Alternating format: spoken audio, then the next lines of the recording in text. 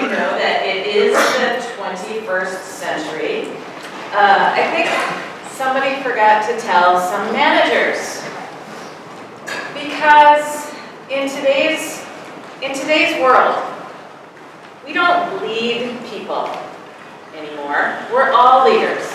We create leaders at every level. And that is what intent-based leadership is all about. It is how to get the best out of us as thinkers.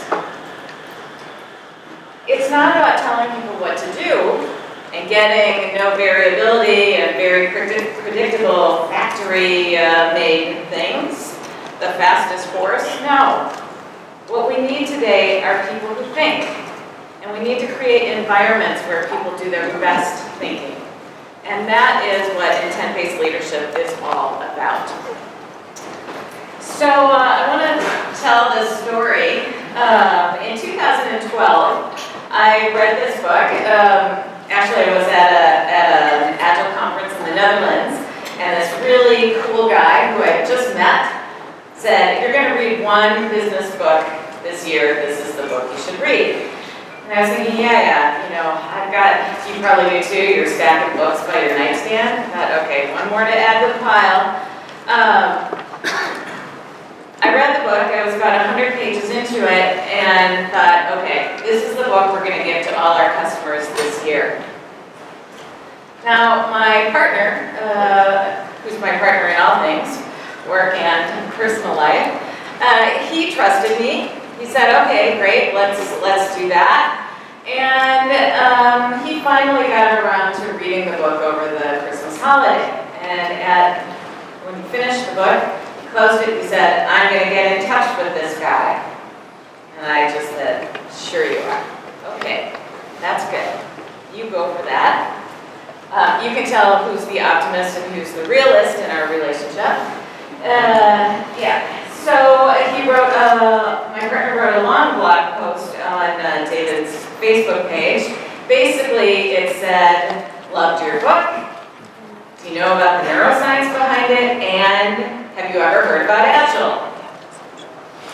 And David wrote back, Skype in 30 minutes, to which my partner freaked out and said, "Oh, how about 60?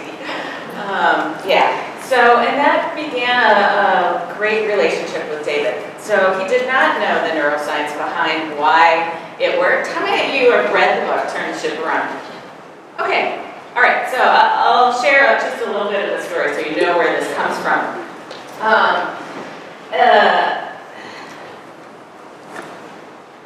David Marquet wanted to be a submarine captain his entire life.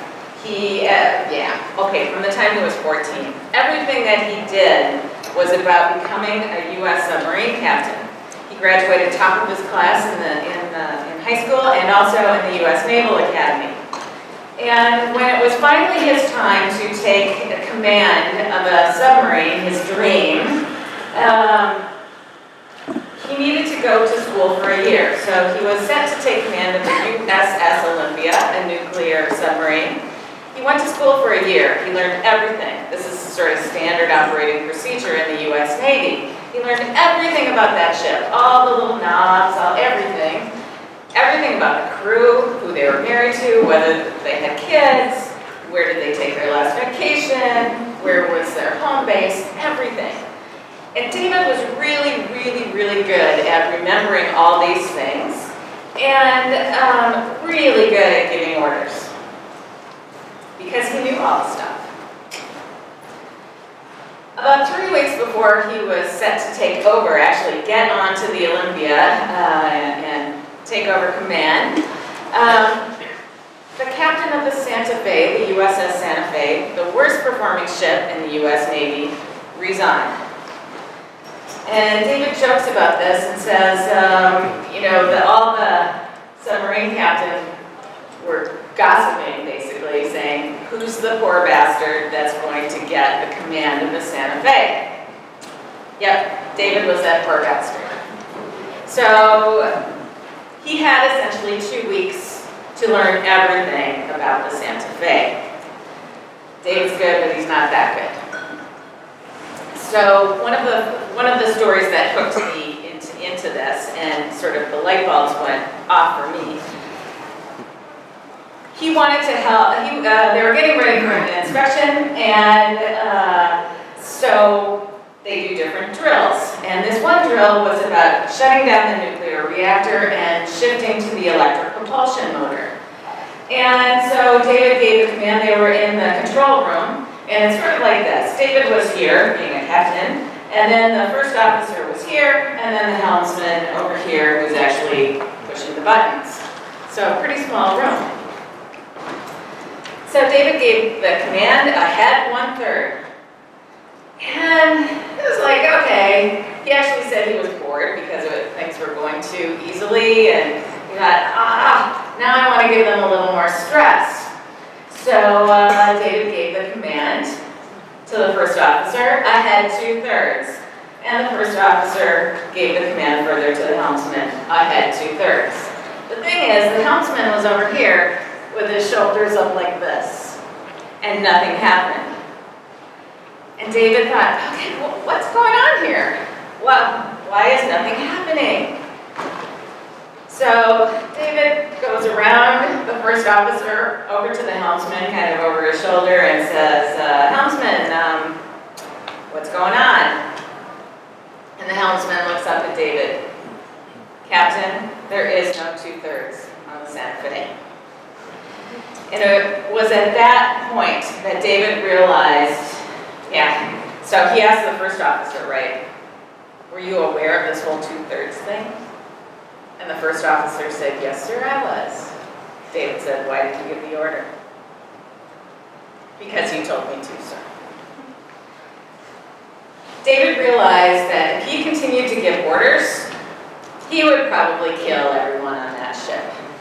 So instead, he decided, or together they decided the best thing for him to do was just to shut up. And this is how intent-based leadership sort of was started. Instead, all the crew and the officers on the Santa Fe started giving intent. This is what I intend to do. So this is what I'm going to talk with you about today. The principles of intent-based leadership, how you can use the mechanisms in there to help make Agile work even better, and some of the neuroscience behind it. So I want to share a little bit about, maybe my journey, my epiphany around this. So, okay, I know this is Scrum, but this is the virtual representation of all Agile frameworks. I don't have any favorites. I'm a pragmatist when it comes to Agile. But my background is not in IT. My background is in strategic communication. And when I first sort of stumbled upon Agile, if you will, about 13 years ago now, I thought, this is awesome. I love this. All this together, and people take responsibility. This is a great way to work. And I started bringing it into the work that I was doing with basically managers, executive management teams. I didn't call it Agile. I just said, I've got this great facilitation technique that we're going to try. When I moved to Denmark, I got a little more serious about my Agile ways of working. And again, my niche, if you will, is working with the managers. And some of actually many of the managers were like, Jenni, we want process. Just stop talking to us about communication and collaboration. We're not interested in all that fluffy stuff. Let's just do the process and get it done. And I thought, no. There's a reason why communication and collaboration works, and it's the neuroscience behind it. So the way I found out is through Google. Why does Agile work? No, it didn't come up. But I had a hunch. It was something about the brain. So I took a 6-month study in neuroscience and really found out about a lot of things. But the 2 key things that maybe is a reminder for all of you, the 2 key parts of the brain, the prefrontal cortex, this is the newest part of the brain from an evolutionary perspective. It's right behind the eyes. It's where all our focused thinking happens. So it's where we're curious and innovative, and we can really, when we're really in the flow, our prefrontal cortex is just activated. When we're under stress, the prefrontal cortex shuts down, and neuroscientists can see that on functional MRIs. There's no blood, there's no oxygen in that part of the brain. And the limbic system takes over, and this is where our fight, flight, or freeze is. And it's also where we go on autopilot, if you will. So when we're not using the thinking, the rational thinking area part of our brain, we go on autopilot. And I knew that if we talked about the neuroscience behind why Agile works, and then just maybe we can get those managers to spend a little more time on communication and collaboration. And then another missing link. After I turned the ship around and started working with David, it was like, yes, now the pieces fit together. Now that doesn't mean there aren't a lot of other pieces around this. But the pieces fit together. We've got the process, if you will, of Agile, the techniques that bring people together. We've got the neuroscience about why it works and how we can tie into how our brains are wired, essentially. And we have intent-based leadership, which provides tools, mechanisms, if you will, to help us change behaviors and really, really make Agile work. So that's been my journey. Now, the 6 principles of intent-based leadership, this is the overview, and I'm going to take each principle one at a time and maybe spend a little more time on some than on others. Push authority to information, tune control based on competence and clarity, make it safe, right? Leaders fix the environment.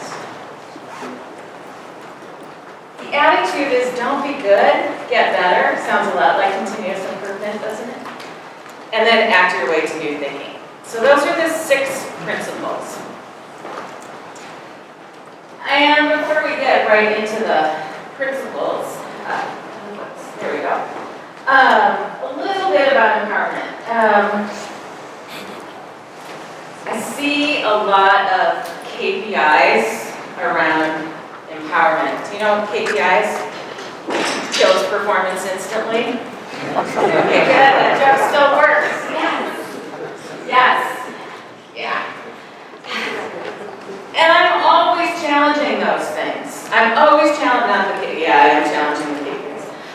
But empowerment. Hello. Just saying that I am being measured on how well I empower you, right? That's the opposite of empowerment.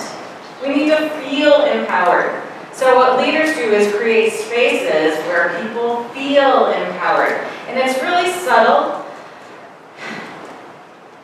but the language we use affects how our brain's wired. So empowerment, no.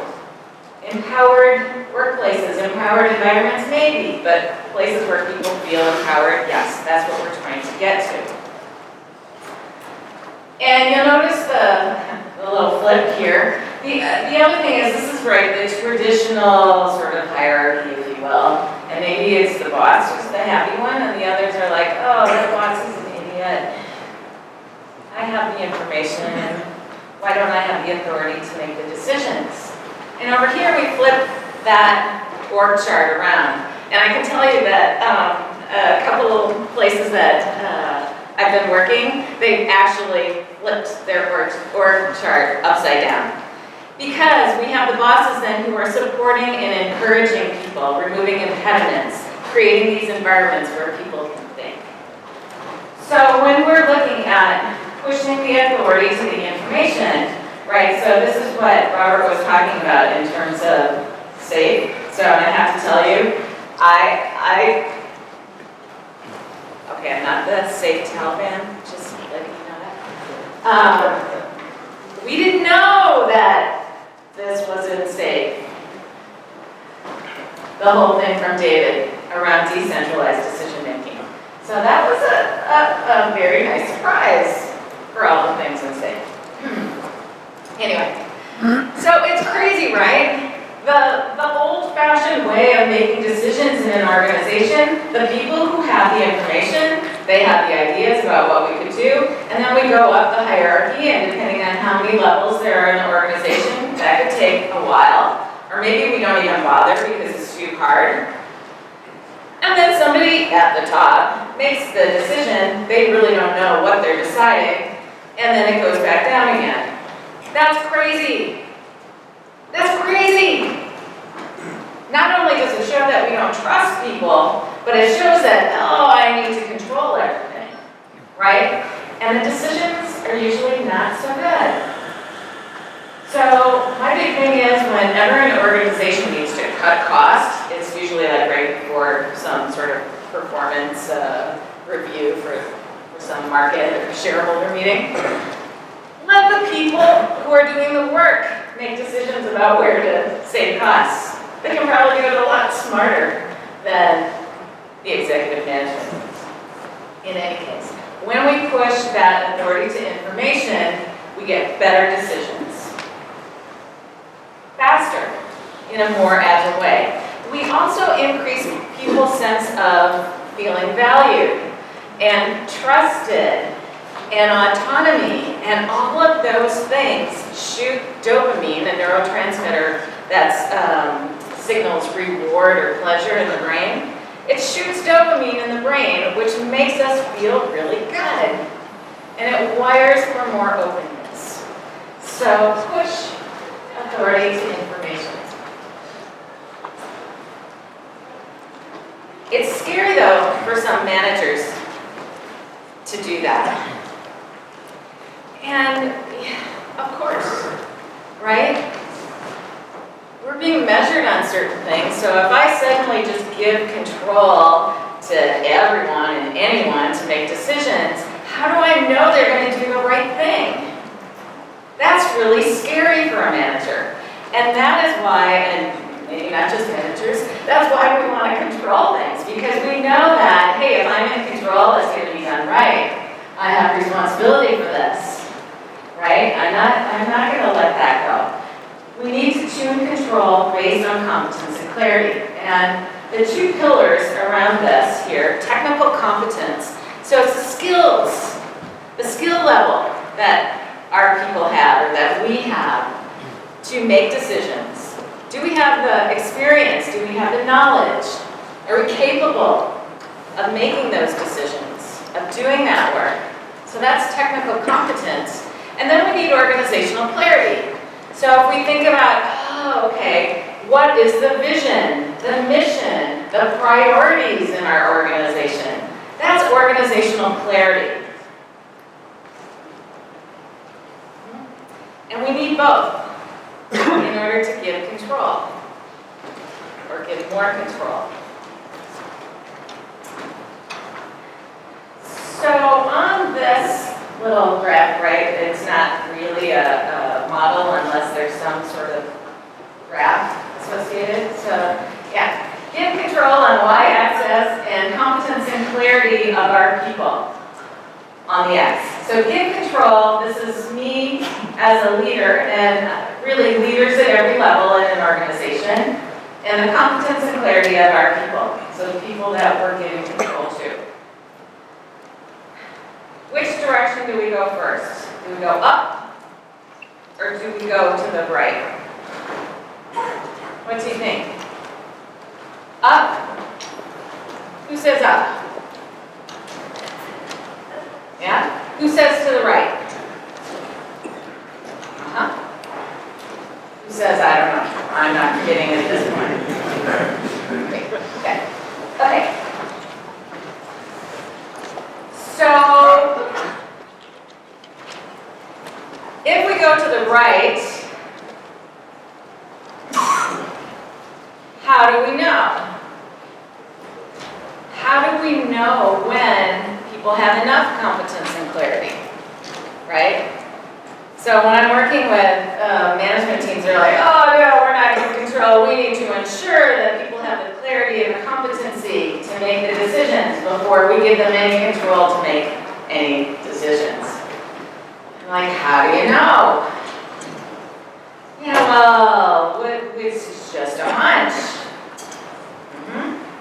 Okay, so the right answer is we need to go up first. We need to trust first. And then see where the gaps are. And then help fill those gaps. So if it's a competency issue, we'll find that out. If it's a clarity issue, we'll find that out too. Probably pretty fast. Now for some people, giving that much control is too scary. Okay, so just like in Agile, we shrink the change to a smaller, earliest testable release, if you will, and just give a tiny bit of control. Okay, great, nothing happened, nothing bad happened, yay! Then we do a little bit more. Still, no, great, this is good. And one more. Okay, all right, now we see we have an issue. And then we close that gap. So the idea here is that we keep doing that. Yes, until we have this optimal work environment. And if we give control to people who don't have the clarity and the competency, we have chaos. What we see more often, though, are managers who don't give control to people who do have the clarity and the competency. And then we have a lot of frustration, a lot of frustrated people in organizations who feel like, well, it doesn't make sense that I can't just make this decision. Right. And then what happens? Then those frustrated people leave and they go somewhere else where they're allowed to use their brains to the fullest potential and make those decisions. Yeah, so competence and clarity, but the only way that we know is by giving a little control first. So we have to trust first. And that's scary. That takes a lot of cognitive control. We need to get over our own fears of the bad things that might happen in order to trust first. Yeah.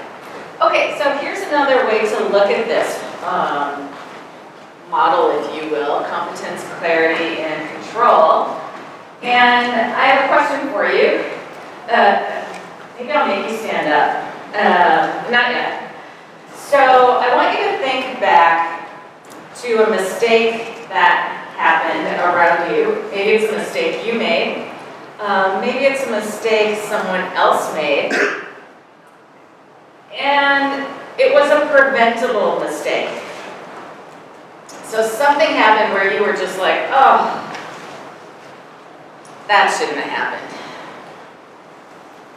So I want you to think of the reason behind it. Was it a competence issue that this happened? So the person, or maybe the person was you, just didn't have the skill to do the job, made a mistake that was preventable. Or was it a clarity issue?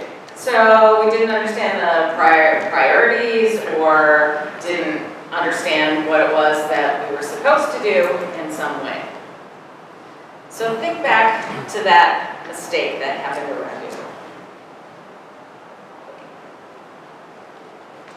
If it was a competence issue, I'd like you to stand up.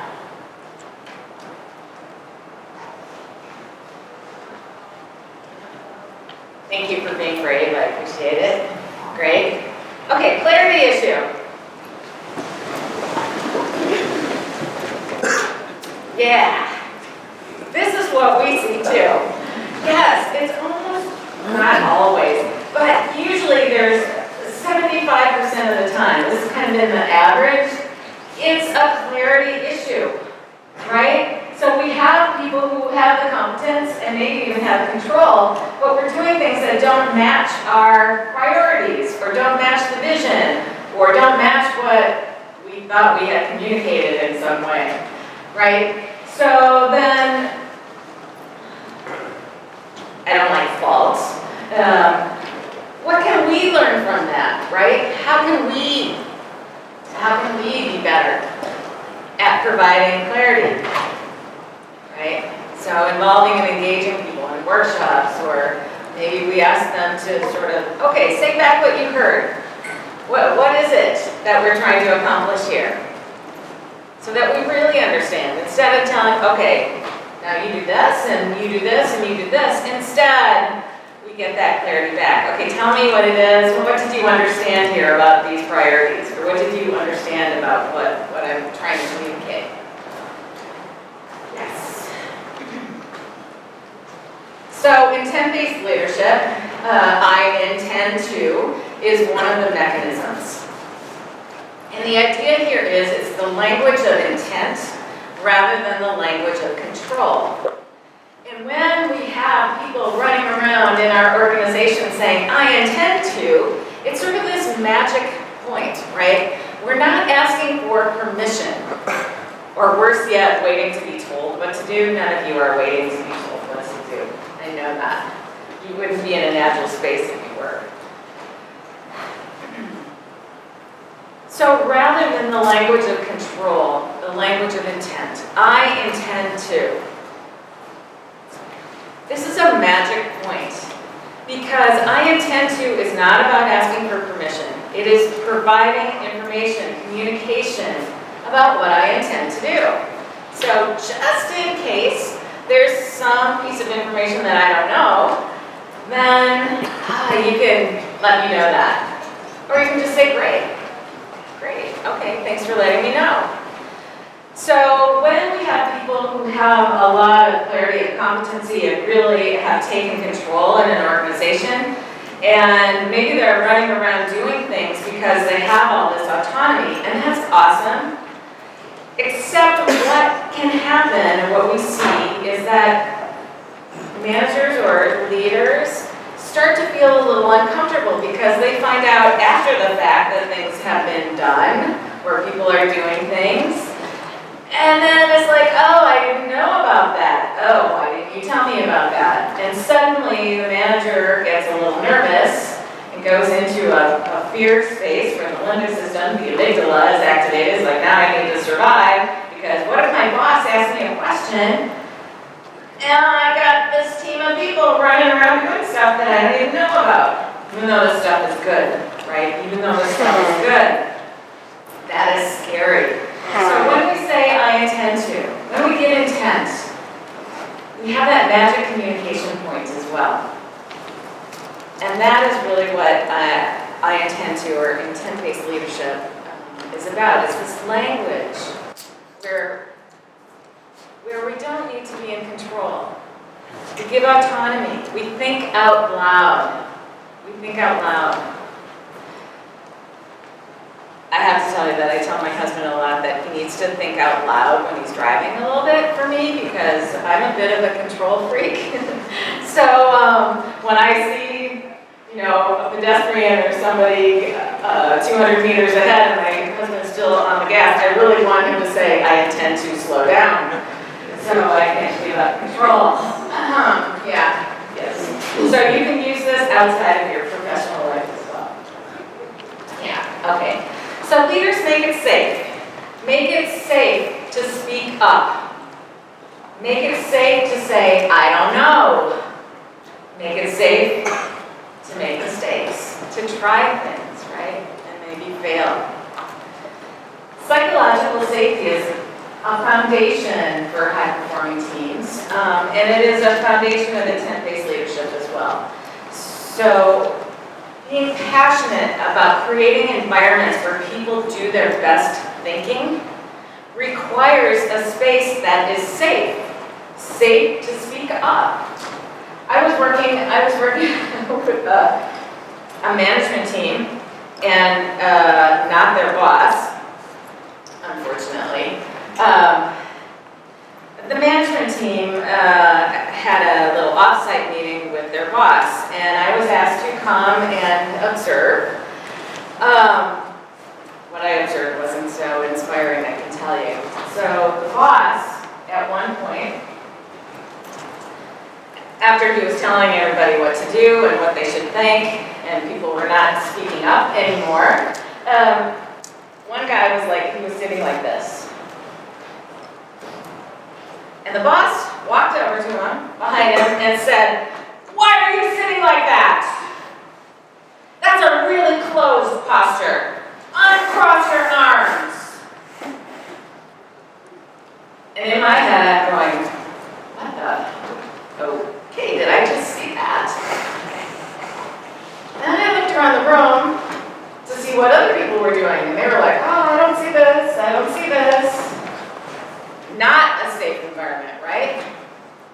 safe to speak up. There's more to the story, but yeah. You can ask me out there at noon. Yeah. Okay, so it's hard to speak up. I'm guessing you don't have bosses like this guy. But we are socialized, if you will, not to speak up. And the reward is great to keep silent. So I don't know, maybe some of you are familiar with the work of Amy Edmondson. Her latest book is called Fearless Organization. It's a great book if you haven't read it, all about psychological safety. And one of the things that she talks about is this reward system for speaking up. So if we speak up, if we dare to say something, challenge authority, tell the Nokia people, hey, hello, we have this cool, like, smart touch screen technology. Do you think this would be a cool thing to develop? No! It's not on our plan. Okay. So we need to speak up. The thing is, right, the organization benefits if we speak up. When does that benefit occur? Later. We don't know, right? It's just a guess right now. If we say something that we think, based on what I know, maybe there's another way to do this. I don't know. I could be wrong. And the certainty of that benefit of speaking up is really low. It's really low. So that ties into our wiring in our brains. It makes us not say anything because we want to protect ourselves from danger. The organizing principle of the brain is to minimize danger and maximize reward. Speaking up is dangerous. So not speaking up minimizes that danger. So staying silent, who benefits? I do, hello. I benefit. When do I benefit? Right now. And the certainty, extremely high. So we need to create mechanisms in our organizations that encourage people to speak up, to disagree, to challenge. Some of the things that you can do is have a little card in a meeting. Maybe it's like a little yellow card in a soccer game or something. You give everybody some cards and a few people have a yellow one. And whoever's got the yellow one that day, no matter what, they need to disagree. They need to come up with a different perspective, even if they don't believe that themselves. Just to get that discussion going, just to make it safe, just to get us in the habit of speaking up. So you can use mechanisms that will help people speak up. You as leaders can ask questions that are how can we do this? What can we do? Not why questions, not binary questions, yes or no questions, but how or what questions. And then listen without judgment in order to create these safe environments. So here we have another look at psychological safety and performance standards.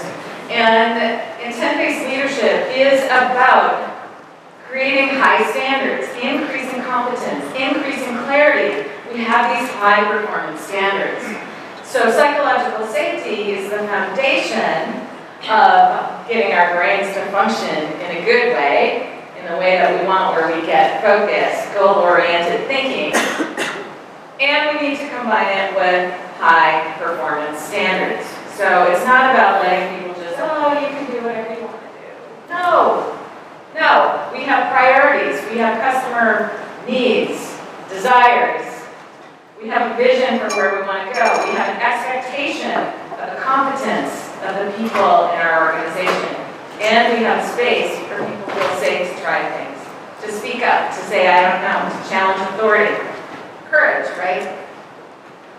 So here, this anxiety, this is what we see most, actually, is that most organizations have pretty high performance standards.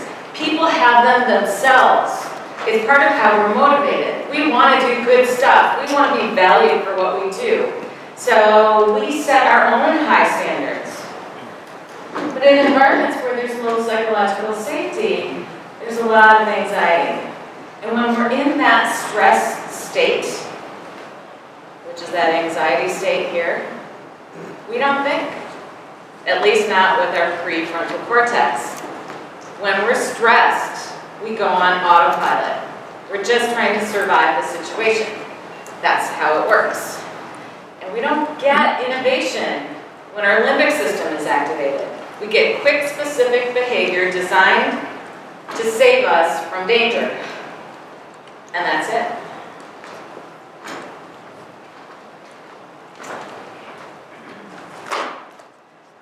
So leaders fix the environment and not the people. Any of you trying to change anyone around you? Just me? I've given that up now. I'm on my third husband, so now I've learned. Change your husband, change your husband. You do get smarter as you get older. Yeah. We can't change anyone. We cannot change anyone. Stop trying. It's a total waste of time. You can change yourself, and you can change the environment. So fixing the environment. A couple of stories. So pretty much every Agile transformation that I have been part of, the people, yeah, okay, they get training, they get some coaching, they get management who say, yes, we want this. Who doesn't want better, smarter, faster? Yes, we want this. Great, except they don't want it for them. They only want it for the teams. And then the teams start coming back with, hey, we need a whiteboard. We're going to order a whiteboard. Oh, no, you're not. No. We can't afford whiteboards for all the teams. There's a whiteboard down there. You can use that one. Post-its. No. You know how expensive those are? No, you can't do that either. No. Electronic Kanban boards. No. Trello is not safe. We're not using that. And all Jira version 1, no, we can't afford that. No, we're not doing that. No. So here you have people who are willing to do things, to work in a new way, who are motivated, feel like, oh, this could be really cool and great, and we know that it is. And then we have leaders or managers who are not sort of shaping the path or making the environment where we can actually do this stuff. Co-location, no. Distributed teams with no travel budgets. The art police. Do any of you have the art police? Maybe it's just in Denmark. So the first thing I usually do when I'm going into an organization is scope out the walls, and then I start taking pictures down. It's not that I don't like art, I actually do. But if we have that up, I don't have a place to put my flipovers. And I actually had the art police come and say, you are not allowed to do that. You can't move those chairs like that. No, you are not. Did you ask facilities management if you could do that? I promise I'll put them back. It's crazy. It's stupid. I'm sorry, it's stupid. Fix the environment. So whatever you need in your environment to nudge people into the behaviors that we want. We need whiteboards, we need post-its, we need the electronic boards, we need travel budgets. We need all those things as part of the environment. Language is also part of the environment. So how we speak, the words that we use. So we instead of they, right? Us instead of them. I'm always asking, who's they? When people start talking about who's they? The business people. Ah, okay. Are they part of your company? Well, yeah.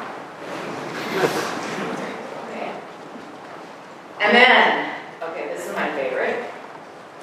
And I have to say it's usually management teams that start talking about resources and FTEs. And my thing is, resource? What's a resource? The blonde hair helps, or maybe it's the Americanness also helps. It's probably not the blonde hair anymore. And they look at me, well, yeah, the people. Oh, the people, the talented people that you have delivering great products to your customers. Those people.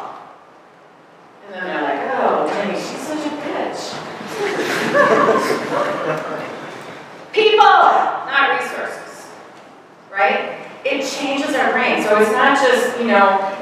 not just words.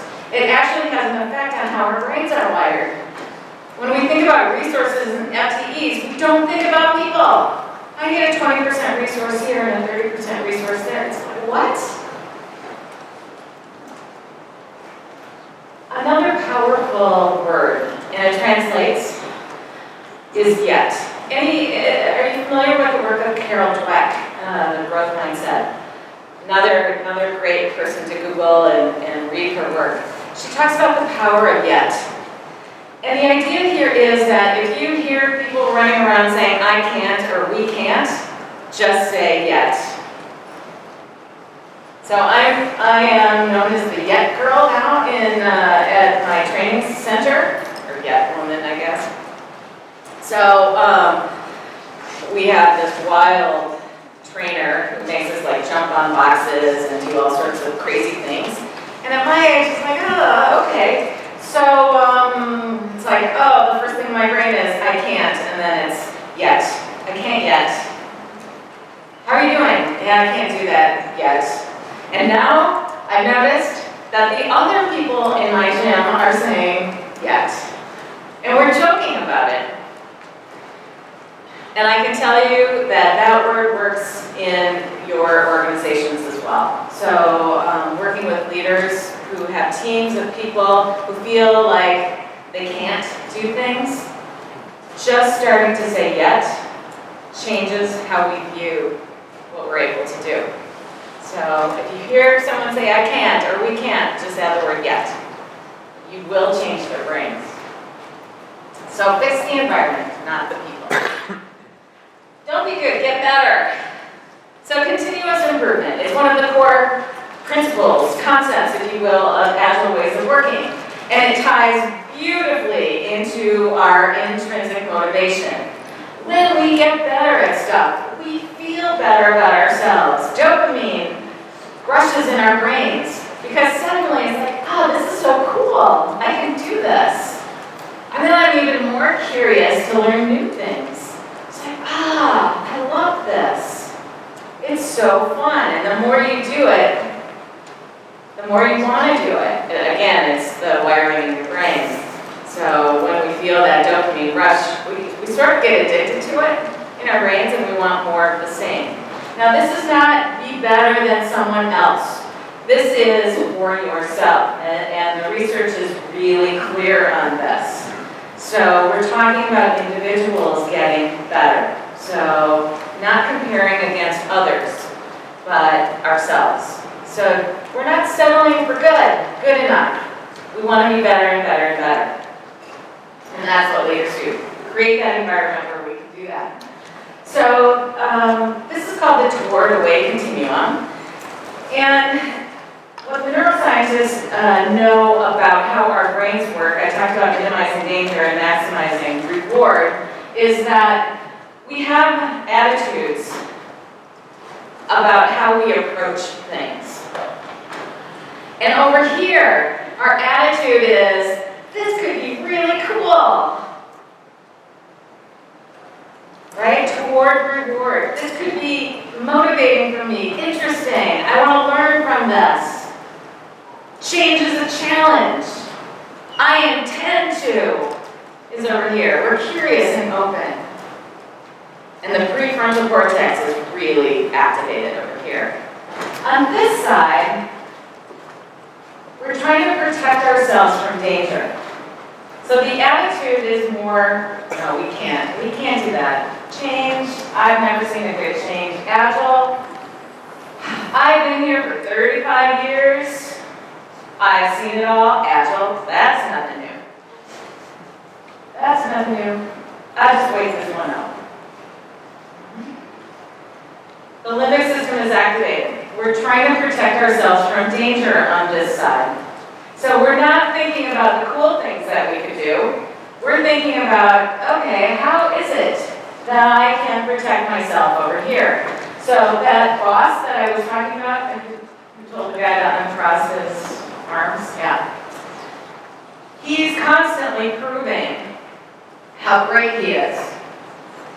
So he's talking the most in meetings, including clean coffees. He's talking the most to show how smart he is, right? That's proving. Improving is about asking questions, curious questions. How does that work? I don't know. Leaders who say, I don't know, right? That's what we want. We have to stop thinking that leaders need to know everything, especially today. It's impossible. I have the whole FOMO thing, fear of missing out, big time, especially around Agile. And, you know, the people in this room and who will speak later today, it's like, oh, my head's going to explode with all this cool stuff that I don't know. And I can't wait to learn more about it. And that's the attitude that we want. We're constantly on this continuum, so it's not like, you know, we're always over here and happy and our prefrontal cortex is activated. That's not how it works. We're on a continuum. And some days, maybe we're just over here, you know, we're stressed. Maybe we didn't sleep very well, we didn't have enough to eat, or we're thirsty, or maybe I need my glass of wine. And I'm a little crabby over here, and I'm not thinking. It's been a tough day. And then I come home, and the dishes from breakfast are still in the sink, and then I explode, right? That's over here. What we want are environments that nudge people in this direction. And we can design our interactions to help people get there. So just in the language that we use. So instead of, you better come to this conference because you don't know so much about Agile and, you know, TechTalk, they have some really good stuff, and then they have other workshops and things that you can take later, and I think you should do that. What's your name? Vance. Vance, maybe you're thinking, what? She doesn't know anything about me. She has no idea. You're not thinking that. Well, that's a different. She has no idea what she's talking about. What an idiot. And, you know, all the stuff that she says is just sort of crap coming out of her mouth. Instead, it could be, hey, you know, we have an opportunity to go to this cool conference, and they're going to have people from all over and people attending from all over and can learn from each other and share stories, and there you could go and then come back and share that with the team, because the team always loves it when you're sharing your stories and we're learning from each other, and that will really help our customers. Same purpose, right? Different phrasing, different language. Pushing or nudging people in this direction by building up status, a sense of feeling valued, autonomy. So I'm not telling Baron, you must go. Instead, I'm saying, you've got this cool opportunity. And then you can bring it back and tell us all about what you learned. Totally different for our brains. Okay. Act your way to new thinking. This is the last principle of intent-based leadership. We cannot think our way to new acting. So I'm sure you've seen this. It's changing. Luckily, it's changing. But I'm old enough to remember, and I've seen still in the last few years, organizations who are going through transformations or change initiatives where they're trying to analyze their way into the change, right? Analyze for a long time. Oh, this is how we're going to do it. This is how we're going to set it up. This is our new line organization that, oh, by the way, looks a lot like our old one. And then we're thinking about it. Is this the right thing? And when should we do it? And, oh, summer holiday's coming. No, let's just wait a little bit. And then we expect people to change. That's not how change works. We have to act our way to new thinking. We have to do something. So for our brain, we need to decide to do something and then do it. And then we need to feel this reward around doing it, right? A benefit. And then we need to keep doing it until it becomes a habit. And that is how change happens. So in Agile transformations, what we're trying to do, and by the way, I don't know about transformation if we're ever done. I think we're always getting better. So, yeah. But when we're transitioning to Agile ways of working, what we want to do is get all the processes of Agile, whatever framework you're using, get that into our limbic systems, into the autopilot part of our brain as quickly as possible. So we don't have to think about, oh, what am I supposed to put on this Kanban board, and why is it called Kanban again, and, sprint planning and what's an RTE, by the way? What is an RTE supposed to do? All that stupid stuff. Let's get that into our autopilot part of our brain so we don't have to think about that anymore and think about the content of what we're doing. That's what we're talking about in terms of acting our way. But we have to do those sprint plannings. We have to use our Kanban board. We have to do the processes, if you will, in order to train our brains and get that muscle memory. The thing is, we have to feel that we're making progress. Because if this just feels like this stupid stand-up thing and I'm reporting instead of actually the purpose is to ask for help and to share, that doesn't help our brain so much. So we need to feel a reward associated with this. So on the Santa Fe, the USS Santa Fe, the submarine that David Marquet was on, the lowest performing ship, the morale of the crew was really low. Obviously, they were the joke of the U.S. Navy. And people just didn't want to be there. And in the first 24 hours, David made a good rule, and I think good rules are really great in organizations. Like, my good rule is we say people, not resources. So David made a good rule, and it is called the 3-name rule. And it was each crew member, whenever they greeted somebody coming on board the ship, they did that with the 3-name rule. It is, they said their name, they said the name of the ship, and then they said the name of the person who was coming on. So it was, hi, I'm Sergeant Smith.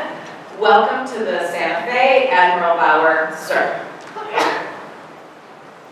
And what David noticed is really, within about 24 hours, attitudes started to change. Instead of the crew looking down like this, they were actually looking up. Their posture changed. They held themselves in a different way. So the language that we use, the behaviors that we can nudge people with, we can act our way to new thinking, and we can achieve mindset shifts. So here's the science with the mindset shift.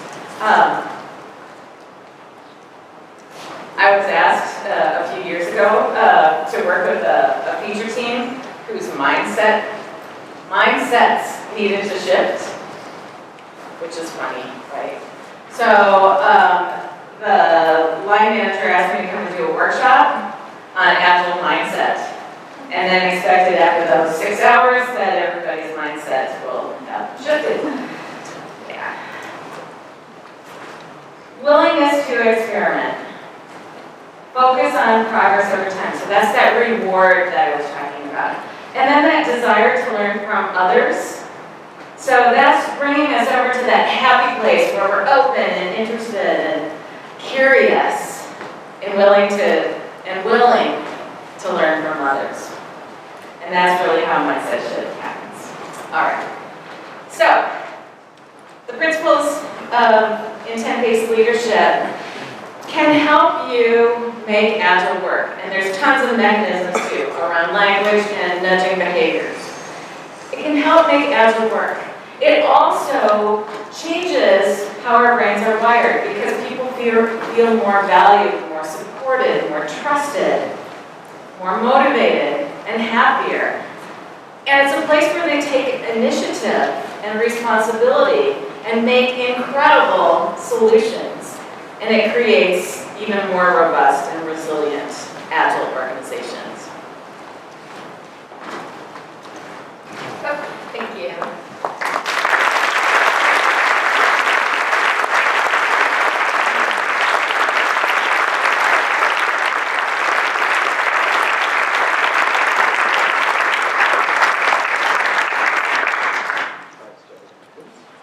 I told you it was going to shut up, so thank you.